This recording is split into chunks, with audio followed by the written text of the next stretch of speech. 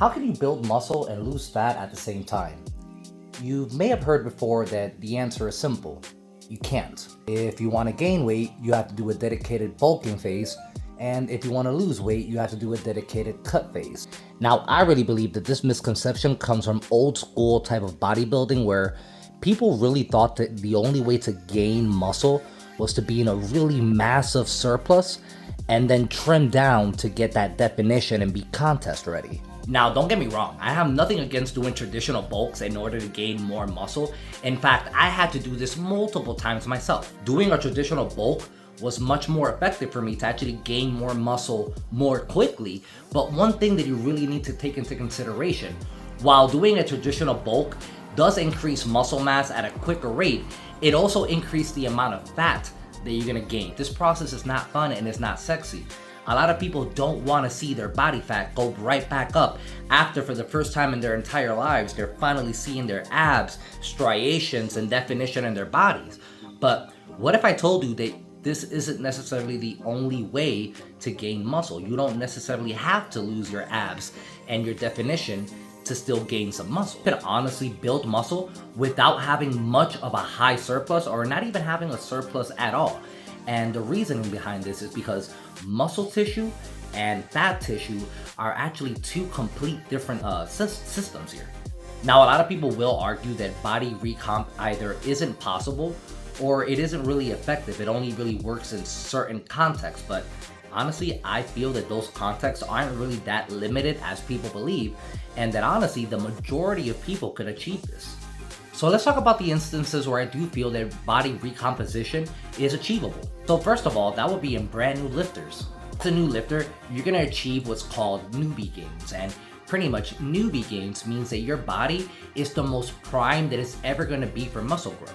And this actually means that while you're progressing, calories can actually be pulled from your fat stores to actually fuel your muscle building. In other words, with basic resistance training and a relatively healthy diet, you can achieve both fat loss and muscle building at the same time. The second case is if you're overweight. See, if you're overweight, since you do have a large energy supply stored in your fat cells, you could be at a calorie deficit trying to diet down, and since you have so much fuel in your body, calories can be again pulled from those fat stores to fuel your muscle building even at a calorie deficit. Thirdly, people who are already priorly pretty jacked, already near their natural potential, but they stopped training for whatever reason. Maybe they got injured or they just got demotivated. Once they get back into the gym, their body is primed again for that body recomposition. Finally, we'll go into the dark side, or in other words, the use of anabolic steroids can build large amounts of muscle mass while burning fat simultaneously. So in that sense, it could also help you achieve body recomp. But again, not really recommend. And the thing is that 99% of people going to the gym falls into one of these four categories. See, even if you are a natural lifter and probably you have 2 or 3 years under your belt, you still might fall under the newbie gains, because technically you might not have advanced to the intermediate stage yet. Okay, so now that we know that body recomposition is not only possible, but it's practical, let's break it down on a step-by-step basis on how to actually achieve it. And let's go ahead and do that in 5 simple steps. Now, let's go ahead and start with step number 1, and that's gonna be that realizing that training is the most important part of this process. You could have the best diet in the world, eat over 5 million grams of protein per day, and if you're not consistently progressing in the gym with progressive overload, you're not gonna build any muscle. Step number 2, you need to decide what your primary goal actually is. I know that our overall goal here is trying to lose fat and build muscle at the same time, but focusing on a primary goal can make this a lot smoother. Now, choosing a primary goal comes down to where you're at currently in the beginning of your journey. If you're like me and you started off at a high body percent fat, you might want to consider having your primary goal being to cut down. If you're on the lower side, you might want to consider the opposite and consider your primary goal building as much muscle as possible. After you do determine what is your primary goal, the next step is going to be identifying and eating roughly around your maintenance calories. If your primary goal is to build muscle, you should do a slight calorie surplus on that maintenance, meaning a slight 5 to 25% calorie surplus on top of your calorie maintenance to help you build a little bit more muscle throughout the process. Now, if your primary goal is to lose fat, it's quite the contrary. You should enter a calorie deficit, cutting around 10 to 20% of the calorie maintenance.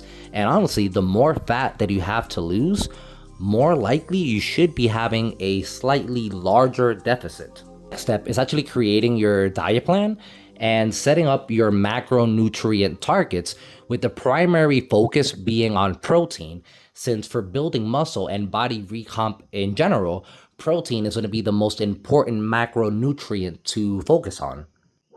Generally, it's recommended to eat anywhere between 1 to 1.6 grams of protein per pound of lean body mass that you currently have. Ideally, if you have a higher body fat percentage and your primary focus is to lose fat, you should be leaning towards the 1.6 grams per pound of lean body mass.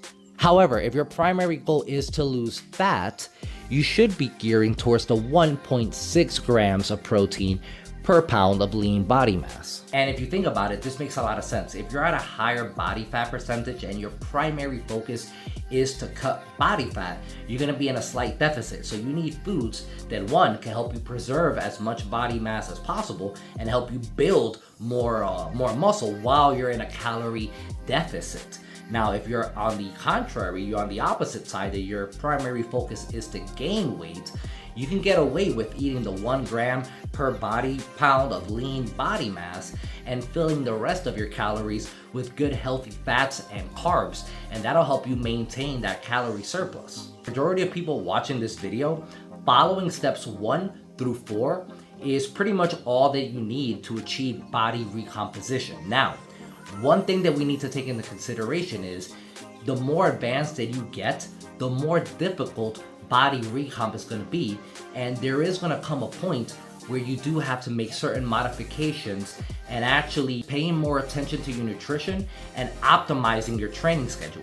When I mean optimizing your training schedule, I don't mean just what you do inside of the gym.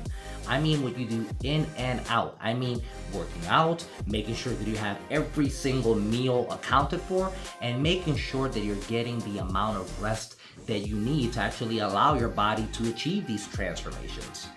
And now that we're talking about that, that's going to be the most important factor that you need to optimize once you do reach that breaking point that body recomp is no longer possible for you. You'll find that if you just achieve much better rest, having lower stress levels, and focusing on having a good quality 7 to 8 hours of sleep every night, your body recomposition is going to keep on going for months and months and months down to go. The next thing that we got to actually look at to actually optimize when it comes to our training and nutrition is going to be actually tying in our nutrition and our training, and to be more specific, is to be timing your nutrients towards your workouts. At this point, you could also consider taking some supplements, but I do want to be honest here.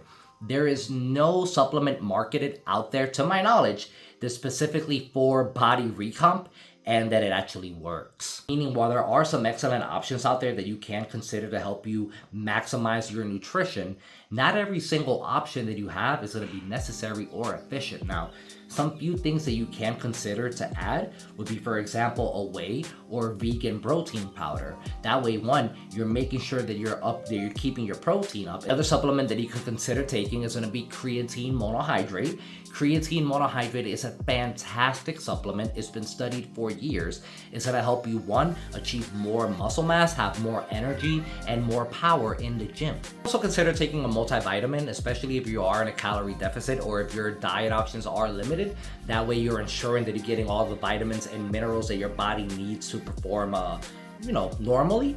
Another thing that you could consider is also adding caffeine. Caffeine is an excellent stimulant.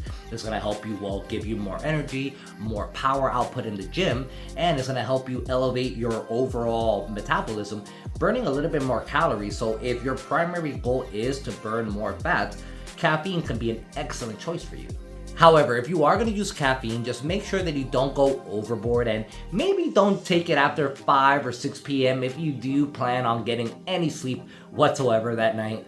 Down below in the comments, Comment down below what is your primary goal starting off your body recomposition. Now, thank you so much for watching this video. I really do hope that you enjoyed this video and that you found it entertaining and educational. If you did, do me a solid, destroy that like button down below and that subscribe button for the YouTube algorithm. That way I can continue making more videos for you guys. Now, thank you so much. I'll see you guys next time.